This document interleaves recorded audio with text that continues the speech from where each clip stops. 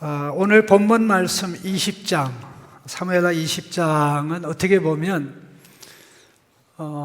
다윗의 징계가 이제 끝나는 장이기도 합니다. 그래서 20장 맨 마지막 절 가서 보시면 이 다윗의 고위 관료들에 관한 언급이 23절부터 이렇게 쭉 나와 있습니다. 23절부터 26절까지. 이 내용은 사무엘하 8장에 나오는 내용을 틀로 해서 나온 거고, 바로 8장은 밧세바 사건 이전의 내용입니다. 그러고 보면 20장의 내용으로 지금까지 진행된, 거의 10몇 년 동안 진행된 다윗의 징계가 이제 정식적으로 막을 내린다 하는 이것을 여러분들이 일단 봤으면 좋겠고요. 그 막을 내리는 과정에 그 피날레를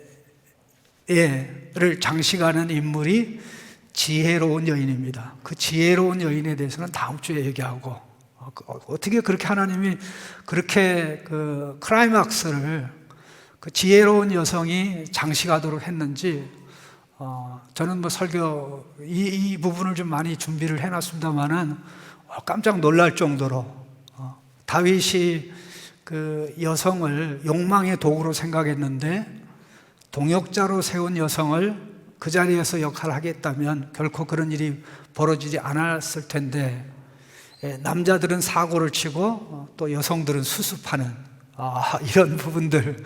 그래서 여러분들의 지금 현재 배우자가 그런 그 지혜로운 여성들이 되길 바라고, 앞으로 또 얻을 아내들이 그런 아내들이 될 수 있기를 간절히 바랍니다. 그런 아내가 없어서 결혼하지 못하는지도 모르겠는데, 어쨌든 오늘 본문은 이제 특별히 다윗의 왕권이 무너지는 것과 아주 밀접하게 관련이 되어 있습니다.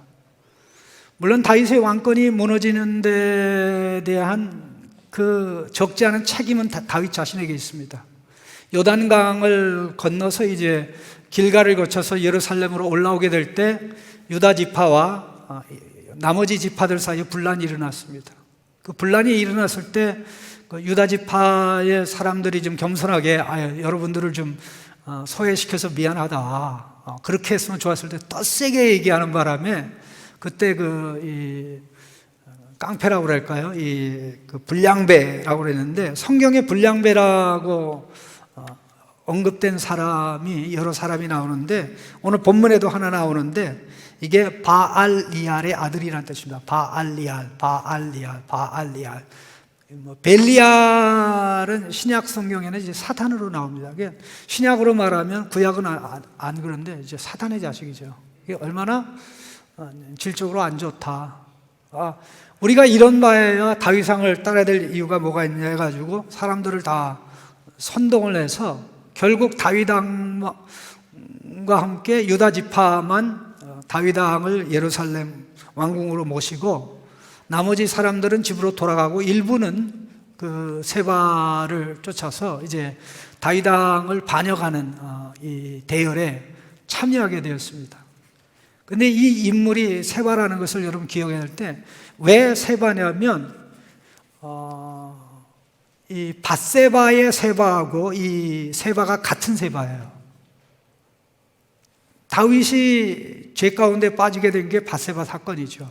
그로 인해서 계속 엮여가지고 거기 가게 됐는데, 결국 이 다윗이 바른 처신을 못함으로 인해서 또 하나 어려움이 왔는데, 결국 다윗 왕에 대한 징계가 아직도 진행되고 있다 하는 것을 우리에게 가르쳐주고 있다는 것을 여러분들이 보면, 성경의 기록이 굉장히 치밀하게 되어 있다 하는 이걸 좀 다시 한번 생각할 수 좋겠고요.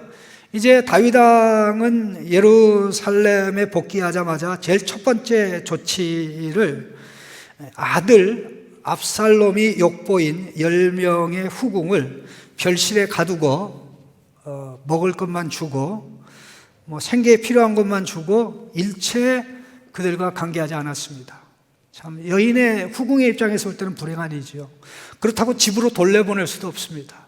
왜냐하면 왕과 관련된 인물이기 때문에 그게 또 정치적인 의미가 있을 수 있어서 여인들에게는 불행하지만 다윗 왕으로서는 기왕지사 하나님이 주신 결혼 제도를 위반한 이상 이것보다 더 좋은 방법이 없어요.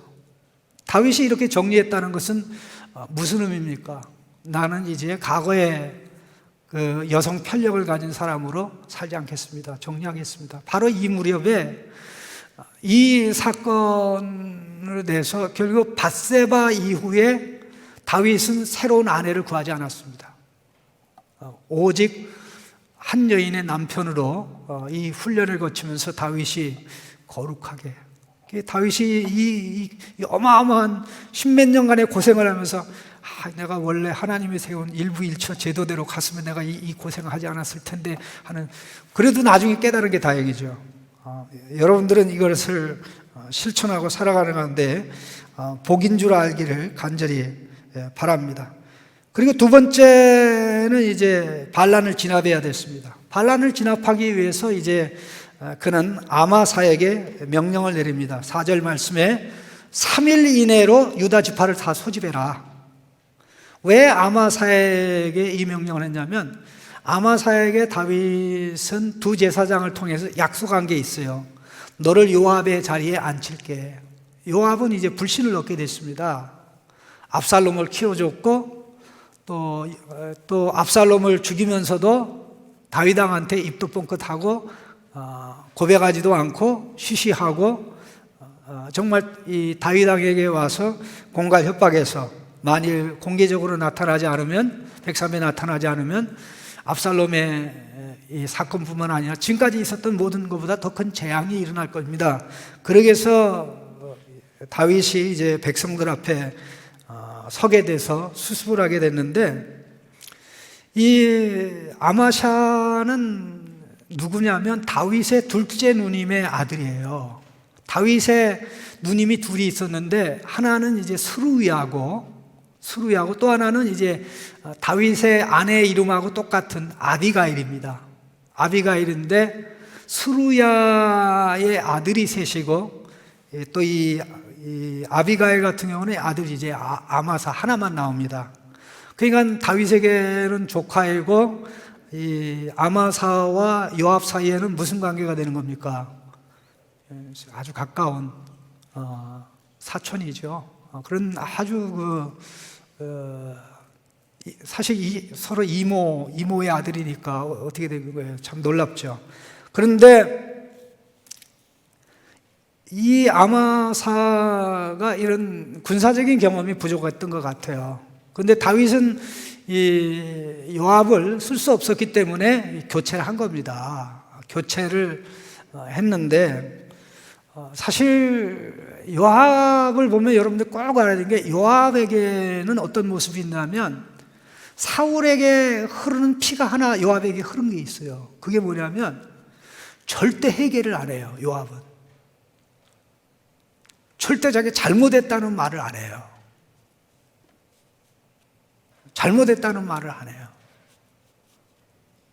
잘못했다는 말을 안 해요.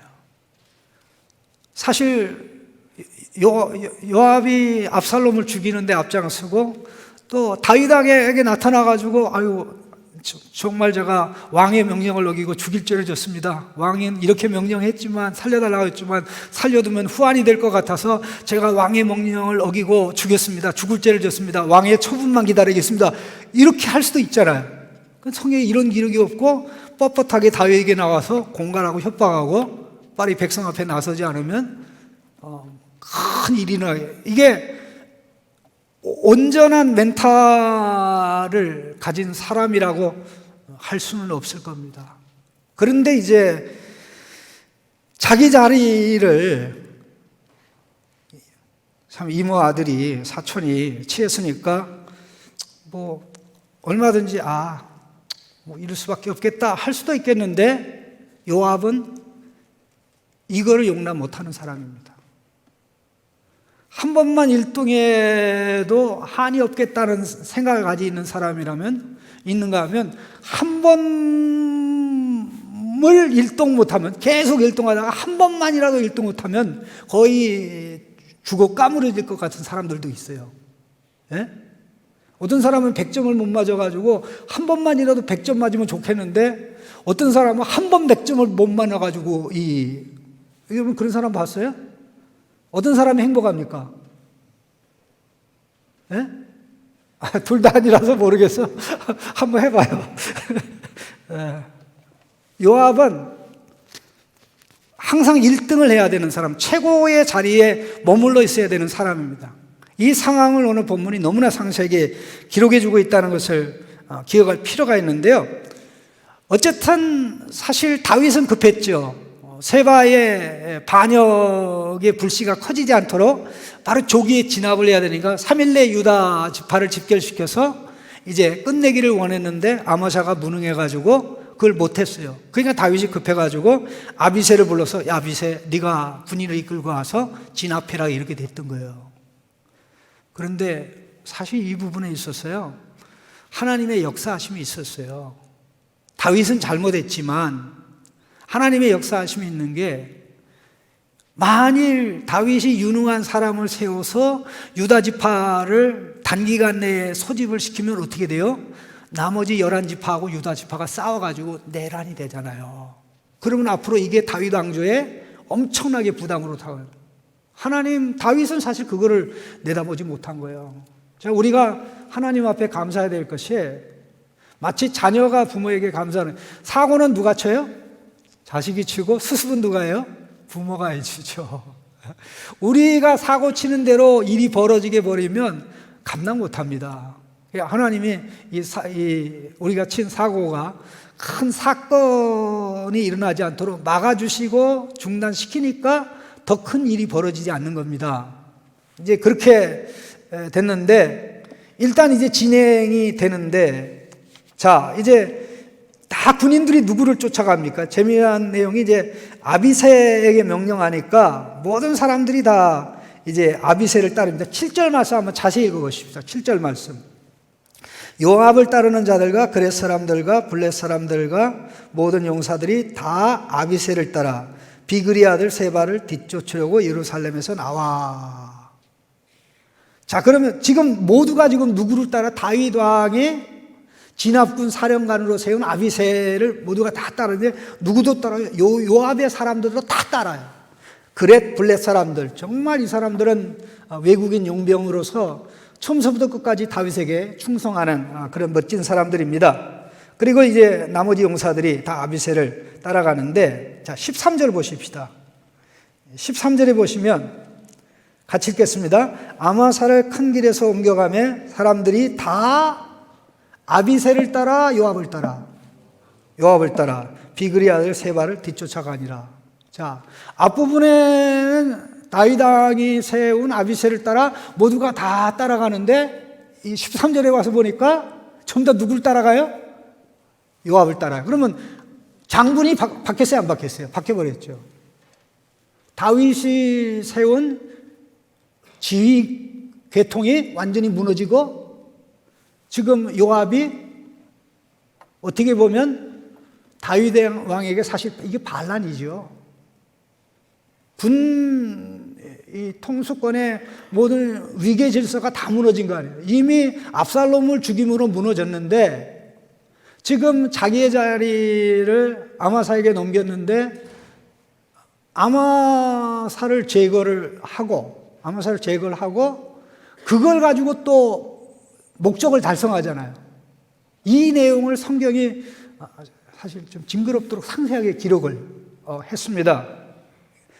왜냐하면 인간이 이만큼 사실 징그러운 거예요. 내 욕망의 길을 가로막는 사람은 용납할 수 없는 그런 대표적인 인물이 요압인데 자, 한번 내용이 어떤 것인가 한번 보십시다. 이제 진압군이 이제 출발을 해서 기브온 큰 바위 곁에 이제 이르렀는데 아마사가 요압을 만나려고 인사하려고 나왔어요. 근데 요압은 이제 완전 무장했죠. 8절입니다. 기브온 큰 바위 곁에 이름에 아마사가 맞으러 나오니 그때 요압이 군복을 입고 띠를 띠고 칼집에 꽂은 칼을 허리에 메었는데 그가 나갈 때 칼이 빠져 떨어졌더라. 그러면서 요압이 아마사에게 형님 평안하십니까? 하면서 오른손으로 아마사의 수염을 잡고 입을 맞추려고 하는 거 있죠. 이게 구약의 가룟 유다. 예수님에게 입 맞춰서 예수님 너희들이 체포할 자가 바로 내가 입 맞추는 자야 라고 하는 것처럼 그런 어떤 예고판을 본다고 해도 과언이 아닐 것 같은데요. 자, 오른손으로 수염을 만지면서 인사하려고 하는데 떨어졌던 칼은 어디 있어요? 왼손에 있는 거예요. 근데 왼손에 칼이 들려있는 것을 아마사는 알았어요. 10절 보세요. 아마사가 요압의 손에 있는 칼은 주의하지 않은지라. 왜 주의하지 않았습니까? 요압은 왼손잡이가 아니거든요. 대부분의 사람들은 이제 오른손잡이고 왼손잡이인 경우는 왼손잡이라고 성경은 명확하게 표시를 해줍니다. 근데 요압이 오른손으로 수염을 쳐가고 왼손에 칼을 잡았는데 그 왼손으로 자기의 배를 찔러서 죽이리라고 꿈에도 생각하지 못한 거죠. 그러니까 야비한 거예요. 신사적인 거예요. 이런 왜 그런 생각을 했을까요? 자기 자리를 차지했다 이거죠. 왕이 명령해서 그 자리를 얻은 건데 자기가 달라고 한 것도 아니고 다윗 왕은 하나님 앞에 맹세해서 요압은 쓸 수 없다고 그래서 그렇게 했는데 그 일을 한 거예요. 이게 요압이 처음 이렇게 한 게 아니라 과거에 다윗이 헤브론에서 7년 통치하고 이제 이스라엘 11지파와 하나가 돼서 이제 통일 이스라엘을 이루려고 할 때 아브넬이 헤브론에 왔었잖아요. 그때 아브넬이 왕을 만나고 나갈 때 전투 현장에서 마침 요압이 돌아왔는데 그가 다윗 왕한테 들어가 가지고 저 나쁜 놈을 왜 왕이 평안히 보내냐고, 제가 왕을 속이려고 온 걸 왕께서는 모르시냐고 그렇게 하고는 바로 왕궁에서 나오자마자 이 병사들을 소집해 가지고 그 지금 성 밖에 나갔는데 아브넬 좀 모셔오라고. 그러니까 임금님을 뵙고 나오자마자 요압이 그런 행동을 하니까 요압이 내리는 명령은 누구의 명령이다? 임금님의 명령이 되는 거죠. 그냥 다 깜짝같이 그렇게 속은 거죠. 그래서 이제 성문 안에 들어오니까 성문 다 잠그고 형님 저 뒤에 가서 잠깐 얘기합시다 하는 척 하면서 그때도 이 기습적으로 칼로 찔러가지고 죽게 돼서 다윗 왕이 그때 한 말이 내가 왕인데 참 힘이 없다. 스루야의 아들들이 참 나를 애먹인다. 그러니까 그때 왜 그를 죽였을까요? 겉은 동생을 죽인 아사엘을 죽인 개인적 보복인데 실제적인 내막은 나라가 통일이 되면 최고 사령관의 자리는 아브넬에게 가도록 돼 있는 거예요. 그런데 사실 아브넬은 나이가 많기 때문에 뭐 대장군을 해도 몇 년 못 해요. 근데 그러니까는 어떻게 보면 지는 별이 아브넬이고 뜨는 별이 요압이거든요. 요압은 젊고 다윗 나이 또래든가 다윗보다 좀 젊든가 둘 중에 하나거든. 아니면 다윗보다 사실 나이가 많을 수도 있는데 아브넬하고 나이를 비교하면 그거는 한참 미치죠. 그런데 요압이 계산해 보니까 내가 이 큰 자리를 못 가지겠네 하니까 그 개인 보복이라는 명분을 가지고 그 때문에 나라가 하나가 되는 것이 불가능할 뻔했는데 그 사건 이후에 바로 십수년이 지난 다음 일어난 두 번째 사건인데 아브넬하고는 피가 섞여져 있질 않았습니다. 그런데 이게 아마사의 경우는 한 가족이에요. 네? 이모의 아들이란 말이죠. 근데 이렇게 이미 압살롬을 죽였는데 누구를 못 죽여요? 네? 얼마든지 왕도 죽일 수 있죠. 근데 왕도 죽일 수 있는데 노골적으로 죽였다가는 자기가 끝난다고 생각하기 때문에 그렇게 못했는데 사실 요압이 벌써 과거 10수년 전부터 누구든지 내 앞길에 성공에 방해가 되는 사람은 내가 제거한다는 게 요압의 이게 사상입니다. 요압에서. 그러면 요압에게는 이런 생각이 언제부터 있었냐면요. 이 굉장히 오래됐어요. 제가 그 성경의 기록을 통해서 착각했던 것 중에 하나가 10절에 나오는데 10절 마지막 부분을 한번 읽어봅시다. 마지막 부분. 요압과 그의 동생 아비새가 이 표현 나옵니다. 요압과 그의 동생 아비새가. 자, 그러면 요압과 그의 동생 아비새면 요압이 먼저예요? 아비새가 먼저예요? 와, 대답 안 와. 요압이 먼저예요? 아비새가 먼저예요? 예. 요압과 동생 아비새니까 삼형제 중에 요압이 첫째고 아비새가 둘째고 아사엘이 셋째다 그런 말이잖아요. 그런데 이게 우리말 번역에 동생으로 나온 거지 원문에는 그냥 형제란 뜻이에요. 아흐 형제란 뜻이에요. 그런데 우리말에는 아주 이게 형으로 요압이 형으로 나오고 그러니까 동생으로 이렇게 번역되어 있는데 그래서 내가 속았어요. 요압이 스루아의 세 아들 중에 장남이구나.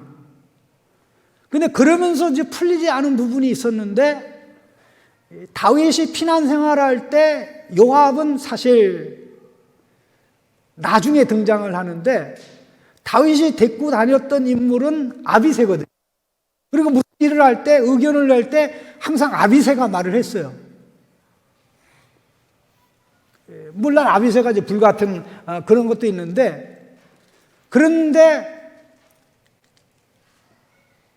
모든 실력이나 군사적인 능력, 전략에 있어서는 이 요압을 아비새가 감당할 수 없었던 거예요. 그래서 아비새가 누구냐 하려면 요압의 형제 이렇게 요압의 형제니까 누가 더 유명한 거예요? 아비새는 요압의 형제야. 그럼 누가 더 유명한 거예요? 예? 요압이 더 유명한 거죠. 근데 그럼 실제적으로 이게 어떻게 되냐면 세 형제 중에 스루야의 세 아들 요압, 아비새, 아사헬 중에 누가 첫째고 둘째고 셋째인지. 셋째는 알아요. 아사헬이 셋째예요. 이미 죽었어요. 둘 사이에 서열이 어떻게 되냐면요, 아비새가 장남이에요. 근데 우리말 성경에 이게 형으로 동생으로 번역된 거는 정확한 번역은 아닙니다. 목사님은 어떻게 합니까? 나도 속았다니까. 족보를 확인해 보면서 의문을 풀었는데 다윗의 두 누님에 관한 기록이 나옵니다. 역대상 2장 16절 17절을 보세요. 역대상 2장 16절 17절에 보면, 자, 같이 읽겠습니다. 그들의 자매는 스루야와 아비가일이라. 스루야의 아들들은 아비새와 요압과 아사엘 삼형제여. 아비가일은 아마사를 낳았으니 아마사의 아버지는 이스마엘 사람 예델이었더라. 이렇게 나옵니다. 그러니까 다윗의 두 누님. 아비가일은 다윗의 아내의 이름이기도 합니다. 그러니까 누님을 아내로 취했다는 게 아니라 동명이인이에요. 여러분 착각하지 마세요. 그래서 여기 족보에 나오는 게 정확한 순서죠. 그럼 무슨 얘기예요? 요압은 집에서조차 자기가 마청 노릇을 해야 됐던 거예요. 여기 그 삼형제 있는 집이 누가 있어요? 여기 있습니까? 있는 것 같기도 한데. 이렇게 서열이 정해졌는데, 이게, 재준 집사님, 그 다음에 재원 우리 형, 그 다음에 재영이 있는데, 이 둘째가 이 형을 무시하고 맨날, 그렇게 하게 되면 상황이 어떻게 돼요? 그런 것 같아? 어떻게 좀 불편하겠죠? 가정에서조차 그렇게 했는데, 이게 통제가 안 되고 계속 가다 보니까 어떻게 돼? 자기가 하는 일마다 잘해. 형은 말은 잘하는데 나중에 해내는 게 별로 없어. 자기는 말은 많이 안 하는데 사실 이 요압이 어떤 인물이라면 하나님이 크게 쓰신 인물이에요. 성경에 요압의 인물이 145번 나오거든요. 145번 나오는데 145번 중에 한 3번 정도는 다른 요압이에요. 그리고 나머지는 그러니까 한 애틀리스트 140 몇 번이 요압, 오늘 우리가 알고 있는 요압을 얘기하는데 유상섭 이름이 몇 번 나오면 한 번도 안 나와요. 여러분 이름도 안 나와요. 한 인물이 140회 이상 나온다는 것은 대단한 거고, 보세요.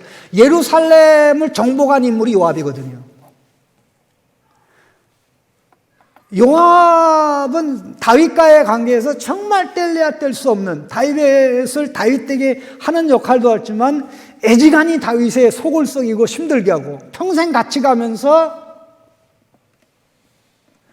다윗 왕이 하는 일도 자기 마음에 거슬리면 절대 용납을 안 했습니다. 그 다윗 왕이 죽일 수도 없잖아요. 조카인데. 그런데다가 대장군을 어떻게 죽여요? 반란이 일어나는데. 그러니까 속으로 알면서, 끙끙 앓면서, 여러분 19장 말씀에도 이 시므이가 와서 용서해달라고 그러니까 아비새가 뭐라 그래요? 저거 죽여야 된다고. 그러니까 진정시키면서 내가 왕이야. 그러잖아요. 내가 왕이 된 걸 모르는, 다윗의 마음이 얼마나 부글부글 끌어올랐겠습니까? 그럼 지금 솔직히 말해서 이 다윗의 왕권이 최고 장수에 의해서 무너지고 그런 의미에서 이 요압은 끝까지 예수님의 사랑을 받고 인정받으면서 예수님의 가르침을 받아들이지 못하고 예수님의 가르침이 자기의 사상과 안 맞으니까 예수님을 팔아넘긴 가룟 유다하고 크게 다르지 않습니다. 가룟 유다가 크게 다르지 않아요. 끝까지 그렇게 가다가 마지막에 어떻게 됩니까? 다윗 왕 모르게 이 차기 왕이 될 후보 서열로 얘기하면 압살롬 다음이 누구냐면 아도니아거든요. 아도니아. 자, 열왕기상 1장을 한번 보십시다. 열왕기상 1장입니다. 열왕기상 1장 6절, 7절을 좀 같이 읽겠습니다. 6절, 7 보면 이 아도니아에 대해서 말하는 내용이 5절부터 나오는데 굉장히 재미나게 되어 있어요.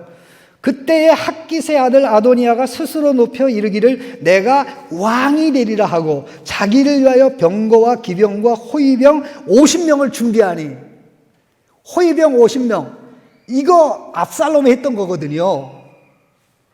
그렇게 준비를 딱 해가지고 이제 왕될 준비를 하는데 6절에 그는 압살롬 다음에 태어난 자여 용모가 심히 준수한 자라 제2의 압살롬이죠. 되게 이거 어떻게 이렇게 생긴 것마다 잘생겼어요. 압살롬 다음에 태어난 자여 용모가 심히 준수한 자라 그의 아버지가 내가 어찌하여 그리하였느냐 하는 말로 한 번도 그를 섭섭하게 한 일이 없었더라. 7절 같이 읽습니다. 아도니아가 스루아의 아들 요압과 제사장 아비아달과 모이하니 그들이 따르고 도우나. 이렇게 된 겁니다. 마지막 순간에 가서 다윗 왕이 늙어서 왕권을 제대로 행사하지 못할 때 아도니아가 협력을 요청하니까 지난번에 압살롬의 반역이 제사장과 군사령관의 직접적인 도움이 없었죠. 그러니까 그렇게 하면 실패하겠구나 해가지고 이제 핵심 리더를 세워서 아예 다윗 왕 모르게 지정된 장소에 가서 왕으로 선포한 거예요. 그러니까 나단 선지자가 듣고 밧세바에게 그 왕후에게 찾아와가지고 지금 일이 아도니아가 왕이 된 걸 모르시나이까? 빨리 다윗 왕한테 들어가가지고 이런 사단이 벌어졌다고 얘기하면서 당신과 당신의 아들 솔로몬은 죽게 됐다고 빨리 얘기해가지고 수습하라고. 그래서 밧세바가 들어가서 다윗 왕한테 얘기를 해가지고 이것을 수습하고 서둘러서 솔로몬을 왕으로 세운 거예요. 솔로몬을 왕으로 세우고는 다윗 왕이 죽기 전에 정적을 제거하라고 그러면서 요압을 정리하라고 했던 겁니다. 여러분 보세요. 이게 요압이 평생에 하나님의 도구로 쓰임이 되고 그렇지만은 하나님도 개입 못하게 한 게 뭐냐면 어떠한 사람도 내가 가지고 있는 이 최고의 자리는 빼앗을 수 없다. 왕도 빼앗을 수 없고 누구도 빼앗을 수 없고. 왜? 가질 가능성 있는 사람 찔러 주겠으니까. 예? 그러면 이게 쌓이고 쌓여서 마지막 순간에 다윗 왕이 가장 약할 때 어떻게 된 겁니까? 다윗 왕에게 등을 돌린 거죠. 지금 이대로 가게 되면 나단 선지자도 죽고 솔로몬과 밧세바도 다 이제 제거될 수밖에 없는 그런 상황인데, 우리가 알고 있는 여러 가지 모든 말씀에 다 비춰볼 때 하나님의 계획하고는 다른 부분이죠. 자, 이걸 통해서 우리가 얻는 결론이 뭐냐면요, 사실 이 죄의 브레이크를, 죄의 해계의 브레이크를 그 죄가 드러날 때 걸어야 돼요. 돈은 저축해야 하면 이게 불어나지만 죄를 저축하면 어떻게 됩니까? 감당 못하게 돼요. 이게 사망이라는 어마어마한 불행으로 다가옵니다. 죄가 장성한 즉 사망을 낳고, 그때 정리하고 처리해야 되는데 누구도 나를 먹지 못해. 누구도 나를 정리하지 못해. 여러분 혹시 시간이 되면 범죄자 마인드라는 책이 최근에 번역되어 나왔어요. 굉장히 좋은 책입니다. 저는 이제 영어로 된 킨들로 된 걸 그대로 좀 읽어보면서, 야, 어떻게 성경학자도 아닌데 범죄 심리학, 그러니까는 이 감옥에 여러 번 들어서 5,000명 이상을 20몇 년 동안 인터뷰해가지고 내린 결론이에요. 내린 결론을 썼는데, 그런 무슨 이야기냐면 지금 학계에서 얘기하는 왜 사람들이 죄를 짓고 범죄를 해가지고 감옥에 가는가, 이게 이론이 다 잘못된 거예요. 환경 탓하고 부모 탓하고 사회 탓하고 사람들이 잘못 보살펴줘서 그랬다는 게, 실제적으로 이 감옥에 들어가는 사람들 다 인터뷰한 결과는 그게 다 사실이 아니라는 거예요. 그거 보니까 기분이 너무 좋은 거 있죠. 성경은 모든 죄에 대한 책임을 개인에게 돌리지 부모 탓하고 환경 탓하고 국가 탓 안 하거든요. 하나님이 사람을 짐승으로 진 것이 아니고 무책임한 로봇으로 진 것이 아니기 때문에 어떤 안 좋은 환경이 계기는 될 수 있는데 원인은 아니에요. 누가 돌봐주지 않은 게 계기는 될 수 있는데 원인은 아니에요. 나쁜 부모 보고 나쁜 형제를 보면서 왜 인생 저렇게 살지, 나는 저렇게 살지 않을래 하고 사상 무장하는 사람은 위대한 사람이 돼요. 네? 그게 그 학자가 스탠턴 Same Now라고, 이름이 너무 좋아요. Same Now. 옛날이나 지금이나 똑같아. Same Now야 이름이. Same Now야. Same Now. Same Now라고 우리말로는 되는데 뭐가 Same Now가 뭐야? 그래서 영어로 보니까 Same Now입니다. 옛날이나 지금이나 똑같은 별명인데, 이 사람들이 죄를 짓는 게 환경 때문에 죄를 짓는 게 아니라 죄를 본인이 택해요. 죄를 짓기로 자기가 결심을 해요. 그리고 그걸 하기로 결심하면서 어떻게 생각하냐면 그게 죄가 아니라고 생각해요. 잡혔어요? 그럼 어떤 생각하는 거니? 내가 지금 머리를 덜 굴렸어, 이 바보처럼. 머리를 더 잘 굴려서 안 잡혀야 되는데 내가 머리를 덜 굴려서 내가 여기 한 거지 잘못해서 여기 온 게 아니야. 이게 하나 있고요. 또 중요한 부분은 자기가 하는 거는 다 옳고 바른 거예요. 누구도 자기에게 옳고 그런 거에 대해서 얘기할 수가 없어요. 옳고 그른지는 내가 결정하는 거예요. 적어도 요압에게 있어서 자기의 자리에 가난하는 누구도 왕도 바꿀 수 없는 거예요. 하나님도 개입할 수가 없는 거예요.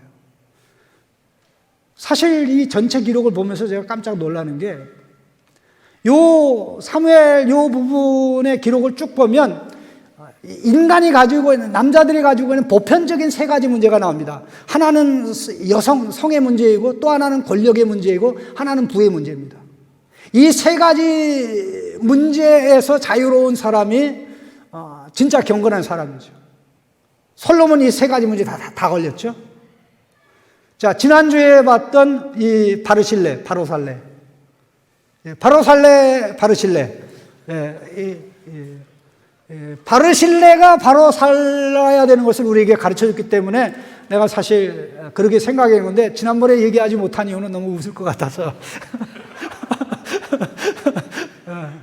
어쨌든 그는 사실 이 두 문제를 초월하고 요압이 가지고 있는 공로 사상, 요압에게 있는 공로 사상이 없잖아요. 나는 왕에게 빚을 졌는데 더 이상 빚지고 싶지 않다. 요압은 어떻게, 내가 어떤 사람인데 내 목을 잘라? 내가 원상 복구할까? 이렇게 해서 일이 진행된 거 아닙니까? 결국 이 부분을 하나님이 최종적으로 정리하는데 우리가 봐야 될 부분이 바로 이겁니다. 결국 하나님이 나의 전부이냐? 내 인생 끝에는 하나님의 평가가 있습니다. 여러분, 저희 설교 아웃다일에 보면 맨 마지막 줄에 문장 하나가 있어요. 이 마지막 문장 전에 마지막 두 번째 문장에 여호야다의 아들 분하야가 그의 천형을 집행한 것은 우연이 아니다, 이렇게 말이 있어요. 이 분하야가 결국 이제 요압의 자리를 차지하게 되거든요. 그런데 이게 분하야가 누구냐면 여호야다의 아들. 여호야다가 무슨 뜻이냐면 여호와께서 아신다, 그런 뜻이에요. 요압이 지금까지 어떻게 살았는지 여호와께서 아시죠. 요압만 아는 게 아니라 우리의 삶 다 알아요. 인생 끝에 평가가 있어요. 근데 이 분하야는 무슨 뜻이냐면 여호와께서 세우신다. 여호와께서 세우지 않으면 집 짓는 자의 수고가 헛되다고 그랬습니다. 우리 하나님이 인정하는 인생 집을, 인생의 삶은 이게 인격의 집을 지어가는 거예요. 하나님이 인정하지 않는 것은 다 무너지게 되어 있습니다. 요압은 결정적으로 어떻게 된 겁니까? 큰 기여를 하고 큰 역할을 했지만 자기 욕망 때문에 넘어서는 안 되는 선을 두 번이나 넘은 거예요. 두 번이나 넘으니까 어떻게 됩니까? 마지막 순간에 가서 결국 다윗왕 모르게 왕을 세우는, 반역에서 대반역의 죄까지 가서 결국 그의 인생이 그렇게 끝나버린 겁니다. 그럼 여기서 우리가 배워야 될 게 뭡니까? 하나님 우리 말씀하는 게, 하나님이 인정하는 인생은 우리가 작은 선은 넘을 수 있지만 굵은 선을 넘으면 안 돼요. 그 욕망 때문에.